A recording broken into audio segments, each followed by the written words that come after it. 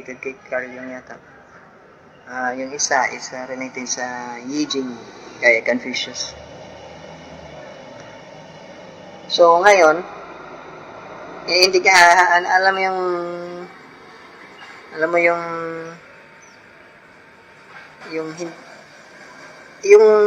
card kasi na to, yung reason na kinreate yung card is para i-simplify yung spiritual principles. I-simplify siya. Alam mo yung parang saying na love God above all. Parang ganun. Tapos i-paint mo siya. So, sinimplify siya para madali. Para hindi ka na mag-moralize sa ibang tao. I-integrate mo siya sa character mo siya. Okay. So, ngayon, hindi ka lang sa personality mo mag-focus. Doon talaga sa essence mo as individual. So, very difficult yan. Kasi, hindi nga easy mag-accept ng mistake mo sa isang tao. Alam mo yung nagkamali ka in public sa isang tao.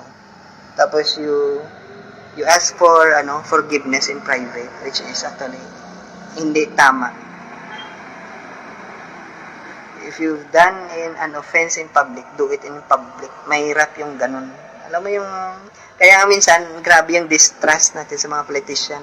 Kasi yung offense nila in public, minsan maghingi sila ng sorry in private, yung tatawagan ka, alam mo yun, ganun klaseng So, ganun siya.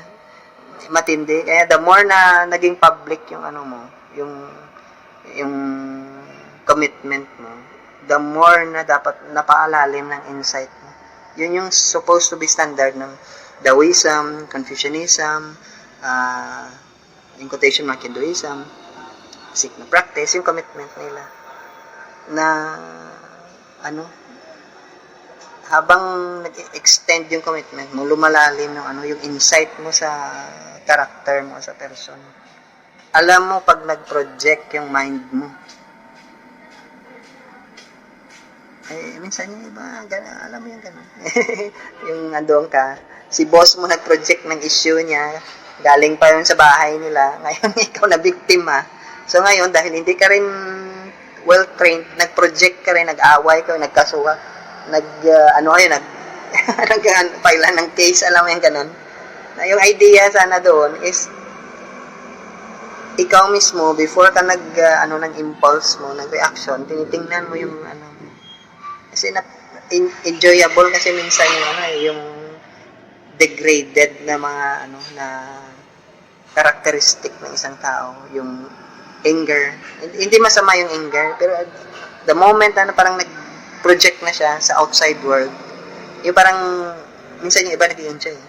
Yung alam mo yung sabi nila sarap mong hampasin, tapos hinampas nga, tapos hindi pa kontento hampasin ulit hanggang sa mabasag yung ulo. Parang ganun yung idea. Nag-enjoy. So, gano'n, hindi yun na ibang tao. Kaya nga, yung sabi nila, yung chismis, at saka yung marites, nakaka-enjoy yun kasi, damaging yung effect nun. So, in a way, kung punishment-oriented ka, talagang nakaka-enjoy yung gano'n. Kita mo nagsasuffer siya, alam mo yung parang wala kang ginagawa, pero pinapasuffer mo yung tao. Alam mo yun, ganun. So, ganun yun. So, yung cards na to sa tarot, by focusing at saka may contemplating sa elements niya, nakikita mo yung sarili niya. Yung dirty, in quotation mark, yung ugly side mo at saka yung good side mo, nakikita.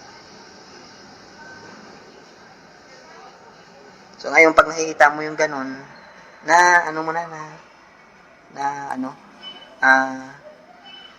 nagkakaroon ka ng gradual na insight. So, parang nanonood ka ng horror movie. Ay, nakakatakot. Yung blood. Alam mo yung yung tiningnan mo yung horror movies, nakakatakot, diba? Hindi yun nakakatakot. Nakakalungkot yung horror movies. Dahil nakikita mo, nagsasuffer pala yung tao. Ay, yung babaeng nakaputi, may dugo yung mata. Nagsasuffer yan. Hindi yun nakakatakot. Nagpo-project yung mind mo. Kaya hindi mo nakikita yung suffering niya.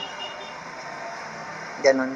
So, kung gusto mo na maging objective ka kung anong ginagawa mo, dapat observant ka sa projection ng mind mo.